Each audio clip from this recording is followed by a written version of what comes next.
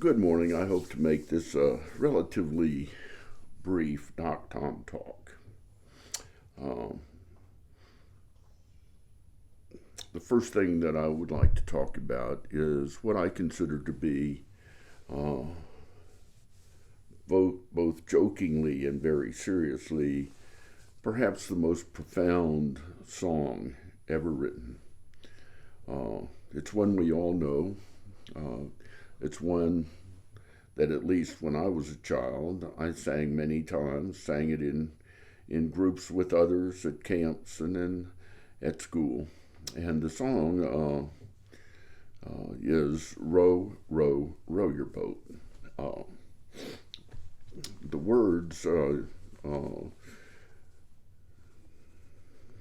seem somewhat silly almost, but are in fact great lessons in life and truths that few really ever understand. I'm sure I don't fully understand them, uh, even in my advanced or 77 years and having thought about it quite a bit.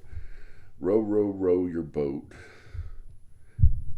That's you rowing your boat as the single passenger on your boat. Your boat is you. Um, Gently down the stream. In other words, go with the flow. Uh, um, Let life move you. Don't fight the current, uh, unless, of course, you're coming to a waterfall or something. Um, Merrily, merrily, merrily, merrily. In other words, try to enjoy the journey uh, from birth to your final resting place, wherever that might be, whenever that might be. Uh, Down the stream, merrily, merrily, merrily, merrily. Life is but a dream. I've discussed this in other Doc Tom talks. Life as we think of it, is our perception of the world we live in. And our perception of the world we live in is unique. It's our perception. It has similarities with others' perception, but ours is unique. Mine is mine, yours is yours. So row, row, row your boat gently down the stream, merrily. Try to be happy. Try to have an enjoyable life. Merrily, merrily, merrily, merrily. Life is but a dream. Um, a poor player who struts and frets his hour upon the stage and then is heard no more. It's a tale told by an idiot, full of sound and fury, signifying nothing, as Shakespeare, in one of his most eloquent and perhaps sinister uh, works, states. Okay, that's the end of that little segment, and this is just something I wrote some time ago. I didn't date it, but I'd say it's, I don't know, fairly, uh, fairly, maybe 5 years old. And it says, each must make a choice. Finally, in our lives, we each must choose between truth and uncertainty and faith and certitude.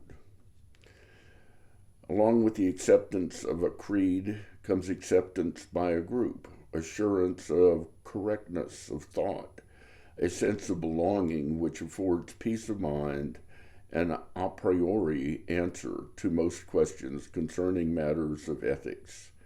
The leap of faith that brings with it all of these benefits, both material and spiritual, seems to solve many of life's most perplexing problems.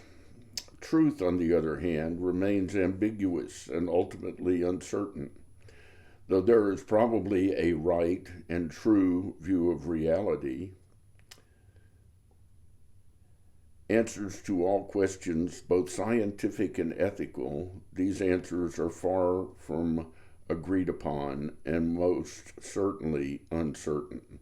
Allegiance to the cause of truth requires the casting into doubt all articles of religious faith and forces the individual to make his or her way through the darkness by the light of reason as best he may find and use it. We are rational beings. This somehow is proof of what others might call God. Acceptance of a creed and adherence to it answers life's questions before they are even asked. The search for truth demands agnosticism, the willingness to accept the fact that one does not know, and thus forces the individual to find their own way and answer life's questions as they present themselves as best one can. The certitude of faith assures acceptance by the followers of said creed, and to some extent a level of material prosperity determined by the general prosperity of the group itself. Along with this prosperity comes companionship, protection, and other forms of security. The greater the leap of faith, the deeper the roots within its firmament of the faithful. The more the faith, the less the doubt. The search for truth requires doubt at every turn, requires the individual to be, as it were, a religion unto oneself. One seeking truth must develop a philosophy unique unto him or herself. Fortunately for us humans, there seems to be a relatively stable and realizable right and wrong. Vast numbers of agnostic seekers of truth seem to find and agree upon similar codes of ethics, and in different societies develop similar laws and customs. The codes of ethics, laws, and customs developed by secular societies with little or no religious guidance and affiliation seem very similar to those developed by societies that are based almost completely upon religious tenets. The main difference between the two is that the former is flexible and fluid, and thus able to adapt to a changing social and environmental reality, while the latter is fixed in space and time by a dogma long ago defined and thus frozen in the past.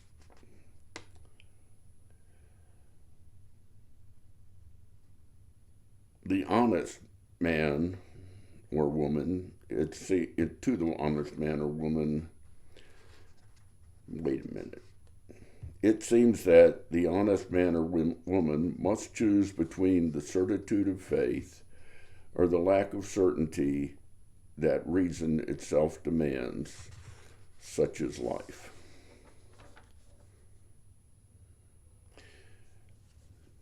Someday I assume that I will pass from this